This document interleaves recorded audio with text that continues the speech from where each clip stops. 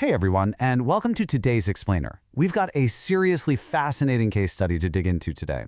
Pulled straight from Office Drama Stories, episode 131. We're going to be talking about how the digital tools we rely on every single day can be quietly manipulated. And, more importantly, how one small, seemingly ordinary record ended up proving what an entire room of executives tried to cover up. You know, strategy lead Maya Carter really hit the nail on the head when she said, "The dangerous documents never look dangerous first." And honestly, she's absolutely right. Think about your own workday for a second. The biggest corporate betrayals? They rarely happen with dramatic speeches or secret meetings in dark parking garages. No, they happen right in front of us. They're hidden inside small, completely boring administrative objects like, say, a standard automated meeting summary. So here's our roadmap for following those digital breadcrumbs today. First, the silent erasure. Second, the corporate excuse.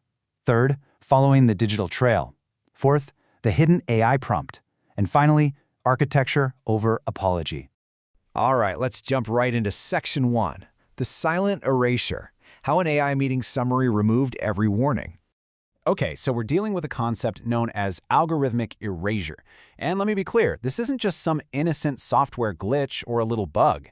Algorithmic erasure is what happens when technology is actively weaponized to quietly remove inconvenient facts from the official historical record.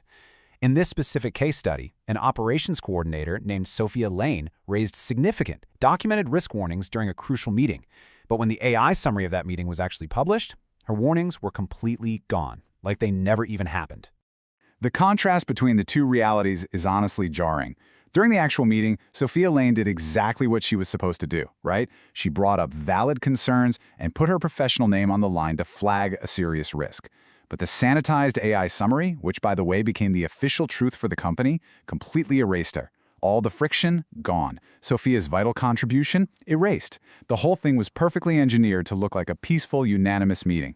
Which brings us to section 2, the corporate excuse, polished phrases used to hide a cover-up. Now, when leadership was confronted about this, they didn't go full supervillain and actively yell at Sofia. Instead, they hid behind highly polished, very professional corporate jargon. They told her the AI was just focused on alignment and efficiency. They casually threw around phrases like polish and consolidation and the team outcome. They basically framed their pushback as a kindness, essentially asking Sofia to just be generous, not make a fuss, and let it go for the sake of the team. But Maya Carter and her team, they were not having any of it. They completely refused to accept those excuses because they recognized that brushing this off was literally a form of gaslighting. Maya fired back with this incredibly powerful statement: "Truth is not damage. Hiding it was." They knew that a healthy system absolutely needs to remember the truth, and that includes the friction and the warnings. Let's move right into section 3, following the digital trail. Technology is not a trick, it is a sequence. This is where executive assistant Nina Ross comes in, and her perspective here is just brilliant. She proved that invisible background work always leaves foreground records. People who try to erase history often forget that booking meeting rooms leaves calendar exports. Invisible prep work leaves forwarding trails and saved drafts. Nina gave the investigative team the exact context they needed to start digging beneath the glossy surface of that AI summary. Building directly on Nina's context, IT audit specialist Jordan Price pulled the raw export data to reveal a very deliberate timeline. And he proved, beyond a shadow of a doubt, that this was not a technological glitch. It was a sequence of human actions. The file gets opened early in the morning, an invite is sent, and then, this is the crucial part, there is a human intervention mid-meeting before the final sanitized summary is ever generated. That takes us straight into section 4. The hidden AI prompt, the smoking gun that silenced the room. Analyst Aisha Morgan actually went in and checked the raw transcript, along with the specific instructions fed to the AI model for that exact meeting. And guess what she found? A custom rule: summarize only consensus. That tiny, 3-word, seemingly harmless instruction was the exact mechanism used to bypass anything that looked like disagreement. It conveniently and entirely erased Sofia's named risk from the public record. Aisha then turned to the executives in the room and dropped this piercing question: who benefits if this stays classified as harmless?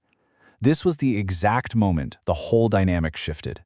The lie stopped being some vague process issue and suddenly had a very specific, undeniable beneficiary. You see, office lies survive when the harm is abstract, but they instantly collapse when the benefit becomes specific. At this point, Maya lays out all the evidence, literally page by page. The original transcript, the manually changed prompt, the timeline, the omitted name, and she delivers this absolute mic drop line. I am not asking you to trust me. I am asking you to trust the record you created. It's so true, right? You don't need loud arguments or emotional outbursts when the metadata and the actual records speak so incredibly clearly for themselves. Finally, we reach Section 5, Architecture over Apology, Implementing a Public Workflow Repair. The committee decided that a simple, private, "I'm sorry," wasn't going to cut it. They built structural reform. They wrote 4 exact steps directly into the company workflow. Preserve the AI summary, attach a reason code anytime a manual change is made, proactively notify the affected employee, and log the public correction. They essentially engineered the system's architecture to protect people rather than protecting power. They enshrined this as their new golden rule. AI summaries must preserve dissent and named risk, period. By making this the new standard, the entire company learned a vital lesson. Credit theft, or the intentional erasure of someone's hard work and risk mitigation, isn't just some interpersonal squabble. It's a systemic failure. And systemic failures absolutely must be corrected out loud, directly within the system itself. Maya actually refused a quiet, under-the-table patch to the problem. She said, "Do not quietly fix what can publicly teach." And what a brilliant reminder for all of us. If the damage was public enough to erase someone's name from the official record, well, the correction must be public enough to restore their reputation and teach the rest of the organization exactly where the boundaries are. And that really brings us to the core lesson of this entire explainer. Truth in our modern digital workplace relies on unshakable systems.